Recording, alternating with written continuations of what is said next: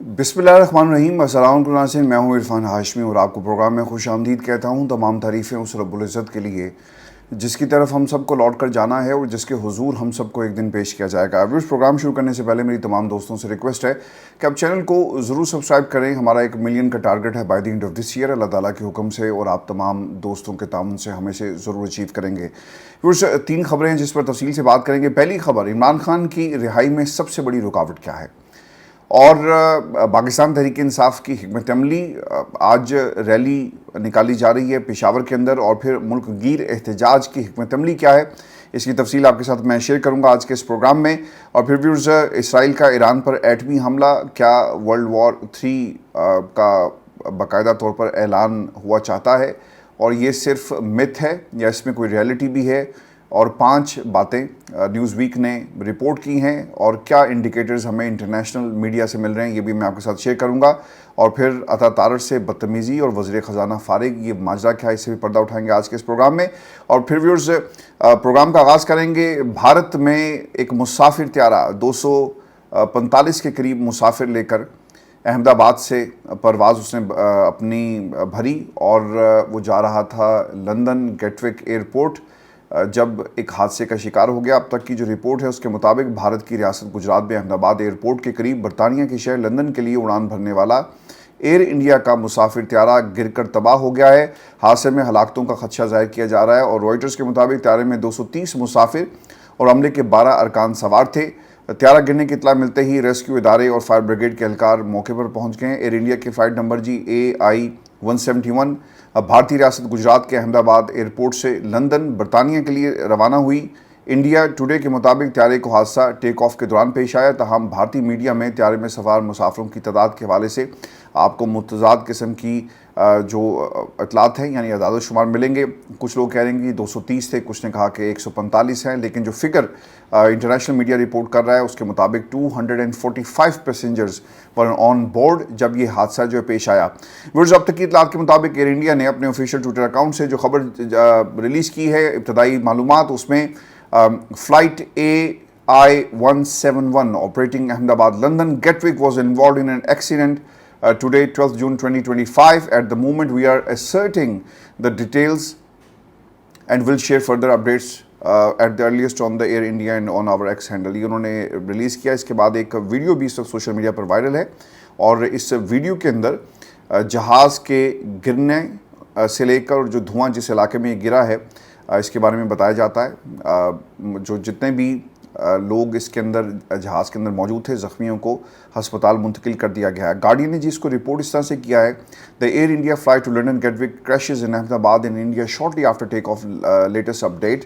और इस रिपोर्ट के अंदर वीडियो आप देख सकते हैं, साथ साथ वीडियो भी चल रही है। धुआं उठ रहा है जी जिस इलाके में ये जहाज़ गिरा, और उसके बाद ये एक डेवलपिंग स्टोरी है। 15 मिनट पहले उस इलाके को जहाँ पर ये जहाज़ गिरा है वहाँ फायर ब्रिगेड का अमला पहुँचा, और फिर उन्होंने ना सिर्फ आग को बुझाया बल्कि इलाके को भी कॉर्डन ऑफ कर लिया। एविएशन के हुकाम जी मौके पर मौजूद हैं। अब इसके अंदर जो सबसे ख़तरनाक बात थी, अगर ये खुदा न खास्ता बॉर्डर के आसपास कहीं ये वाक़या पेश आता, तो भारत चूँकि एक फ़ेक न्यूज़ फैलाने का माहिर है, तो इन्होंने इसकी ज़िम्मेदारी खुदा न खास्ता पाकिस्तान पर आयद कर देनी थी। उन्होंने कहा था कि देखें पाकिस्तान की तरफ से ये किया गया और हम वाक़ई की। अब ये क्योंकि जिस तरह इस जहाज़ ने परवाज़ भरी, उड़ान ली है, उसके साथ ही ये वाक़या जो है नाखुशगवार वाक़या, क्योंकि 250 के करीब उसमें मुसाफिर सवार थे, तो इंसानियत के नाते एक नाखुशगवार वाक़या, इसके ऊपर अफसोस का इजहार किया जा सकता है, और इसे सियासत की नज़र से नहीं हमें देखना चाहिए। दूसरी तरफ भारत का इसके ऊपर क्या रिएक्शन आता है, ये बहुत ही इंटरेस्टिंग होगा, क्योंकि भारत ने हमेशा पाकिस्तान को बहुत सारे वाक़यात का ज़िम्मेदार ठहराया। इससे पहले जब जहाज़ के पायलट ने पाकिस्तान की जो टावर है यहाँ का एयर ट्रैफिक कंट्रोल का, उससे रब्ता किया, इससे पहले भी एक वाक़या पेश आया, तो उसके ऊपर भी उन्होंने सियासत की। लेकिन अब ये ऐसा वाक़या पेश आया, इसके बाद देखना ये होगा कि भारतीय मीडिया इसको किस तरह से रिपोर्ट करता है। और ये भी बताया जाता है जी कि जहाँ जिस इलाके के अंदर अहमदाबाद कंटोनमेंट का ये इलाका है, जो विजुअल्स शेयर किए गए, रेडार जो था, तो ये ज़्यादा दूर नहीं है, यानी प्रवास भरते ही ये जहाज़ जो है वो क्रैश कर गया, जिसमें 250 के करीब मुसाफिर जो थे وہ سوار تھے. پھر آپ کو یہ خبر دیں کہ پاکستان تحریک انصاف پورے ملک کے اندر موبلائزیشن جو ہے اپنے ورکرز کی اس کا اس نے آغاز کر دیا. Imran Khan pattern in chief جب سے بنے اس کے بعد یہ تیاریاں کی جا رہی ہیں اور کسی بڑی احتجاجی تحریک کا بہت جلد اعلان کیا جائے گا پاکستان تحریک انصاف کی طرف سے. پشاور میں ریلی کا انعقاد کیا گیا ہے اور جب میں یہ پروگرام ریکارڈ کر رہا ہوں تو اس وقت یہ ریلی باقاعدہ شروع ہو چکی ہے. مختلف روٹس اس کے دیے گئے جس میں مجیب CNG دیر کالونی ہے, ہزار خوانی چوک ہے, اس کے ساتھ ساتھ کبوتر چوک موٹر وے ٹول پلازا تک جائیں گے. یہ ایک بڑی ریلی ہوگی اور عمران خان کے ساتھ اظہار یکجہتی اس ریلی کے ذریعے کی جائے گی. ویورز, خان صاحب سے ملاقات آج ان کا دن تھا جی, اور دیکھنا یہ ہے کہ جو لسٹ دی گئی عمران خان کی ملاقات کروائی جائے گی یا نہیں کروائی جائے گی. اب تک کی اطلاعات کے مطابق لسٹ میں جو نام تھے اس میں فخر جہان ہے, فضل حکیم ہے, سندھ سے عالمگیر خان ہے, پنجاب سے ڈاکٹر نثار جٹ ہیں, ارشد شاہی یہ ملاقاتیوں کی لسٹ میں شامل تھے. لیکن خبر یہ آ رہی ہے کہ اب تک ان کی ملاقات نہیں کروائی گئی. اور جو سب سے امپورٹنٹ اس پوری سچویشن کے اندر جو معاملہ ہے, جو نقطہ ہمیں بھولنا نہیں چاہیے, عمران خان کی ملاقات KP کے 3 شخصیات سے کیوں نہیں کروائی جا رہی اور ان کا اس لسٹ میں نام کیوں نہیں ہے. کیونکہ آپ نے اعلان کیا نا, آفتاب عالم صاحب کل کہہ رہے تھے کہ 13 جون کو ہم بجٹ پیش کرنے جا رہے ہیں. تو پھر دیکھنا یہ ہوگا کہ آپ بجٹ کی بات کر رہے ہیں, عمران خان کہتے ہیں کہ بجٹ پیش نہیں ہوگا.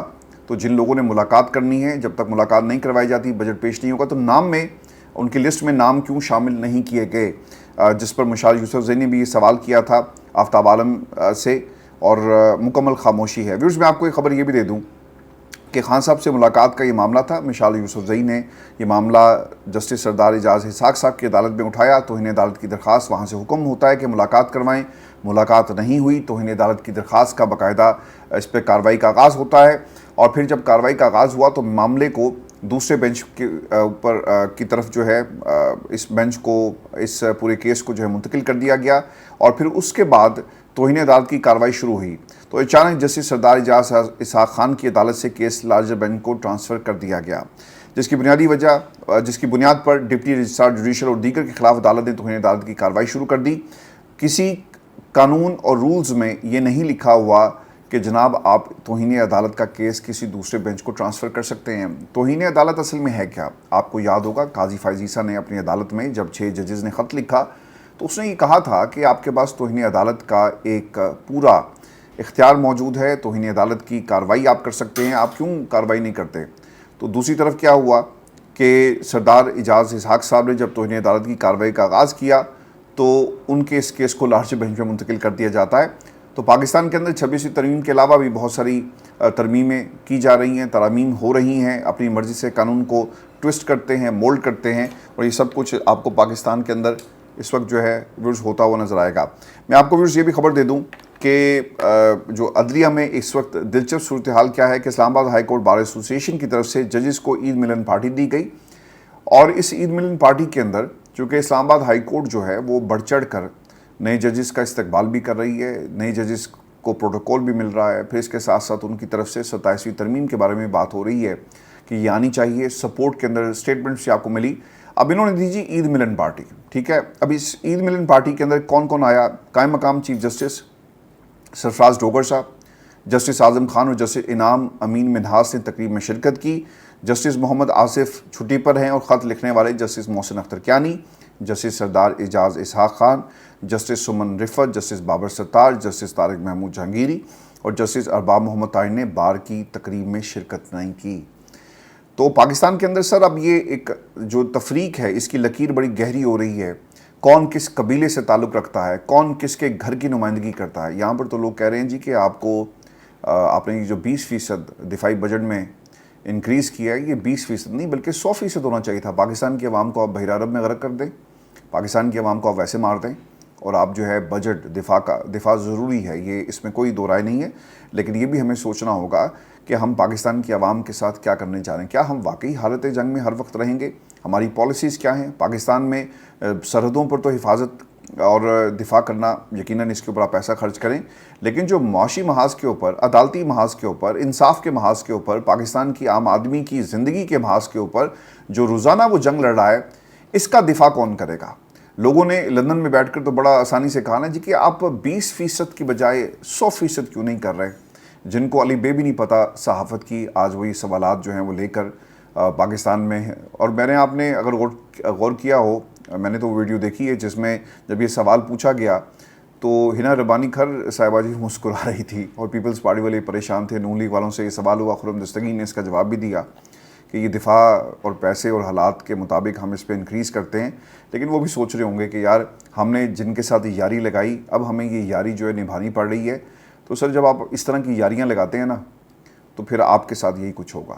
جمہوریت کے ساتھ اگر آپ یاری لگاتے تو پھر آپ کو نہ اس قسم کے سوالات کا سامنا کرنا پڑتا اور نہ ہی آپ کے پاس یہ سچویشن ہوتی جس میں آپ کے پاس جواب نہیں تھا اور پیپلز پارٹی والے لوگ جو ہیں وہ مسکرا رہے تھے. میں بھی آپ کو خبر یہ بھی دے دوں, عظمیٰ بخاری اور کے شوہر اور نون لیگ کے رکن صوبائی اسمبلی سمیع اللہ خان کی نااہلی کے لیے الیکشن پٹیشن ناقابل سماعت قرار دیتے ہوئے مسترد کر دیا گیا. ویل ڈن, یہی توقع کی جا سکتی ہے پاکستان کے موجودہ نظام سے. تو شاباش موجودہ نظام. پی پی 145 لاہور ہے جی. پھر لاہور ہائی کورٹ کے جسٹس سلطان تنویر احمد پر مشتمل الیکشن ٹریبونل نے تحریک انصاف کے رہنما یاسر گیلانی کی انتخابی عہدیداری پر سماعت کی. وہاں پہ سماعت جاری رکھیں گے, وہاں پر اسے رد نہیں کریں گے. مسلم لیگ نون کے رکن قومی اسمبلی سیف الملوک کھوکھر کی NA 126 سے کامیابی کے خلاف انتخابی عہدیداری ناقابل سماعت قرار دیتے ہوئے مسترد کر دی گئی. یعنی مسلم لیگ نون کے خلاف جب بھی کوئی درخواست آئے گی تو آپ اسے فوری طور پر مسترد کریں گے. پھر اس کے بعد ٹریبونل نے MNA سیف الملوک کھوکھر کی کامیابی کے نوٹیفیکیشن کو درست قرار دے دیا. تو سر یہ وہ وجہ ہے. لوگ آپ کو یوتھیا کہتے ہیں. آج میں امتیاز گل صاحب سے بات کر رہا تھا تو مجھے بہت ہی دکھ ہوا. انہوں نے برملا کہا کہ میری ٹائم لائن پر آ کر لوگ کیا کیا الفاظ استعمال کرتے ہیں, عمرانڈو, یوتھیا. دیکھیں حق کی بات کرنا اگر یہ سب کچھ ہے تو پھر اسی طرح ہی ہے بھائی. میں نے اس سے پہلے بھی اپنے پروگرامز کے اندر بات کہی کہ مریم نواز اس وقت سیاست میں نہیں آئی تھی. Maryam Nawaz Harley street clinic پر کھڑے ہو کر اپنی والدہ کے بارے میں بات کرتی, پاکستان کی حکومت پر تنقید کرتی اور لوگ ان کے اوپر جملے کستے. میں اس وقت بھی کہتا تھا کہ یار وہ اپنی ماں سے ملنے آئی ہے, جب سیاست میں آئے گی یا سیاست کے اندر 2 نمبری ہوگی تو ہم بات کریں گے. لیکن یہاں پر ماں کا معاملہ ہے. ہم نے اس وقت بھی ساتھ کھڑے ہوئے, آواز بلند کی اور جو کچھ ہو رہا تھا اس وقت بھی محکمہ زراعت تھا. پاکستان کی عوام کو بھولنا نہیں چاہیے. لیکن یہ الگ بات ہے کہ جو کچھ آج پاکستان کے اندر ہو رہا ہے یہ اتنا ظلم 78 برسوں میں نہیں ہوا.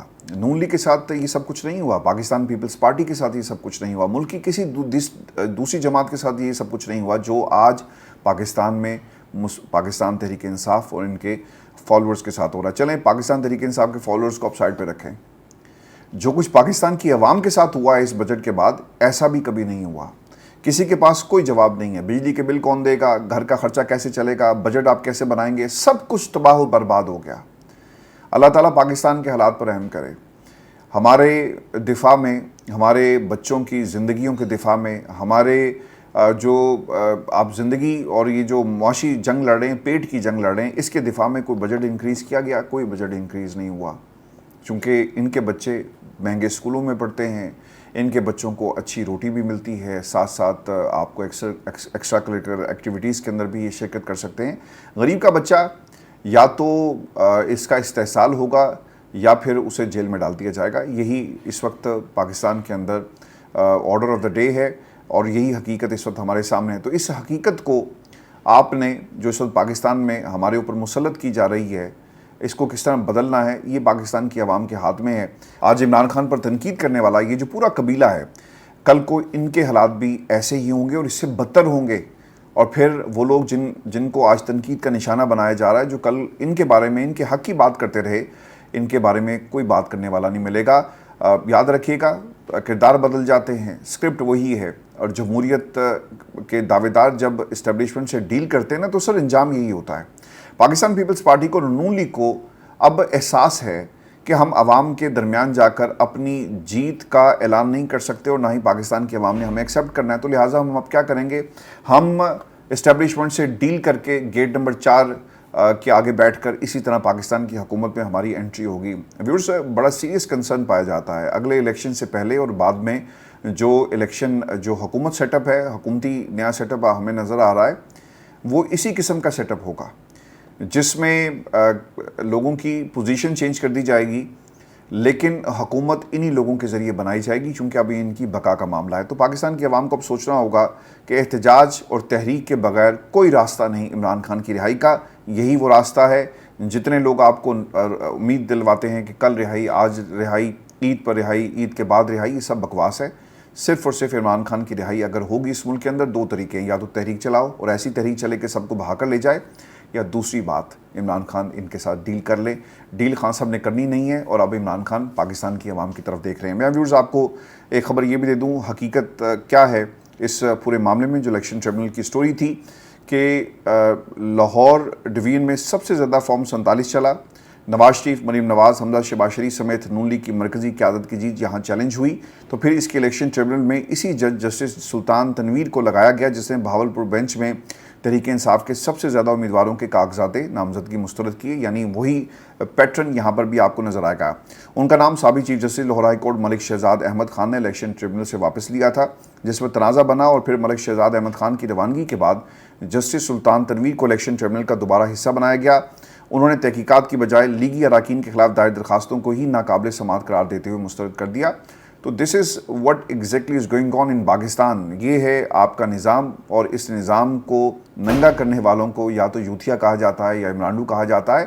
انتہائی اب دیکھیں، میں بہت ہی عزت و احترام کے ساتھ تمام لوگوں سے بات کرتا ہوں، میں نے کبھی بھی غیر پارلیمانی الفاظ کا استعمال نہیں کیا، لیکن ایک بات یاد رکھیے گا، جب جب یہ الفاظ کہے جائیں گے، ان الفاظ کو سب سے پہلے جس نے اپنے پروگرام میں کہا، یہ سارا گناہ اس کے سر میں ہے۔ کسی کا نام بگاڑنا، کسی کی پسند ناپسند کی بنیاد پر اس کو اس طرح سے تفریق کرنا اور نفرت پیدا کرنا، یہ کہاں کی سیاست ہے، یہ کہاں کی جمہوریت ہے؟ آپ کو حق ہے کہ آپ کسی سے اختلاف کریں، لیکن لوگوں کے نام رکھیں، تو اس کا گناہ آپ کے سر ہوگا، اور انہیں یہ گناہ جو ہے یقیناً پہنچ رہا ہوگا۔ اس کا سارا جو کھیل جن لوگوں نے یہ شروع کیا۔